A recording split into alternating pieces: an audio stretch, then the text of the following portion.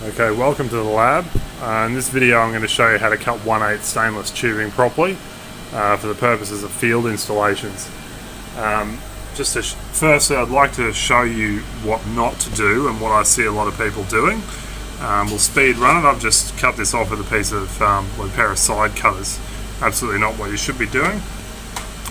I have standard tube cutter. You'd find this in an auto parts store used for cutting brake lines. There is a little bit of a trick to it though with cutting stainless lines.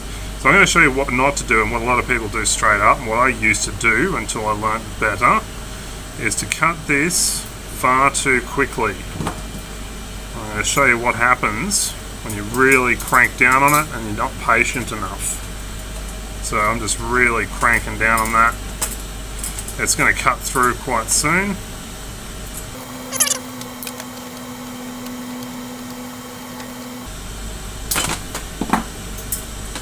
So something like that. It's not a great cut, and I'll show you why. So ferrules are going to struggle to fit on it. But see how it won't slip over the end because it's been bowed out in such a way. When it was being cut, the two sides of it have around that little cutting area have bowed out, and it means that we'll need to take some sandpaper or something onto that if we want to make that actually fit. So now I'm going to show you how to do it properly.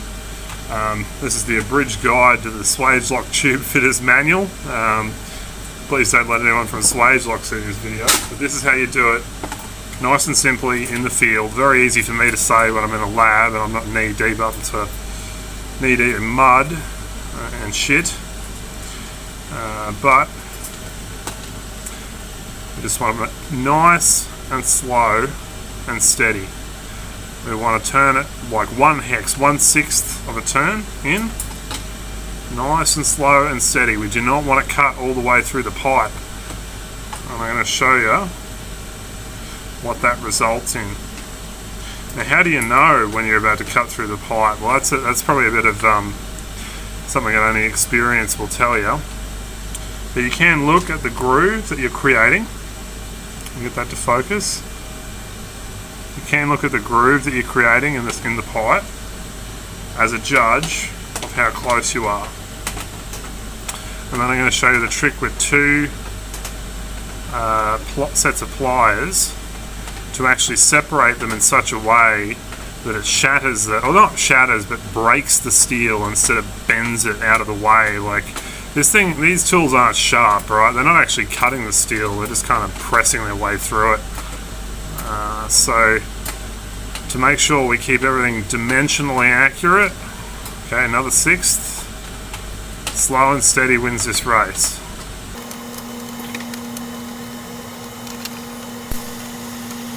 So I can feel it's loosened up a bit again, so I'm going to go another hex. Loosened up a bit again, go another hex. Inspect the groove that I've got. Now it's a little bit hard to make out with my shitty camera, but there is a groove there that's starting to form, and very soon we're going to use that to our advantage. So we're not going so fast that we're like pushing metal out of the way. Go like that if you want to. So I'm going to try and see if we've gone far enough. Usually the first go doesn't work. We'll see. So hopefully you can see that little notch in there is where we've been cutting.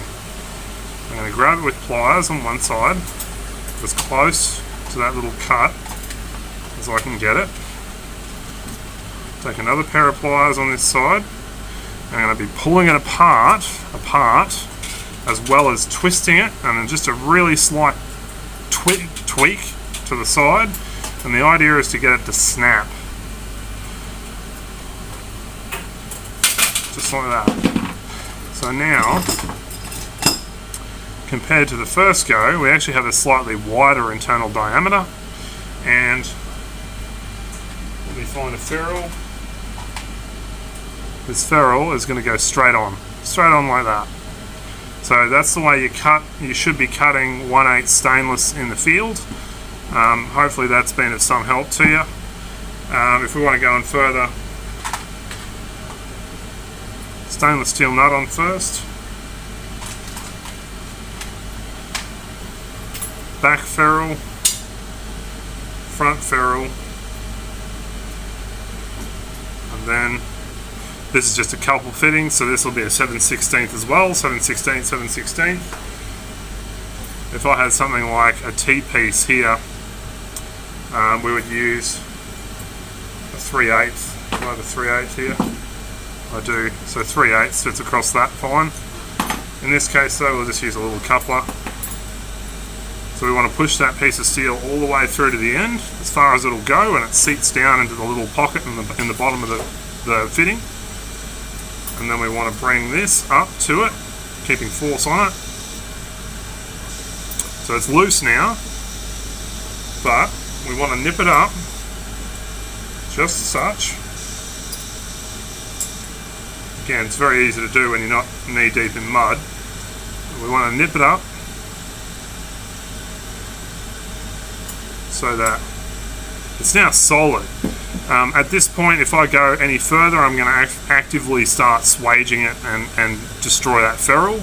But from here, I'd probably go for another half a turn, and then I would check for leaks. So crank it down, check for leaks. You should never be bottoming these out. There should always be a little bit of play in them. And I'm going to end it there. So I'll back this one out. And I don't believe that we've gone hard enough. We will have destroyed the ferrules. No, we haven't.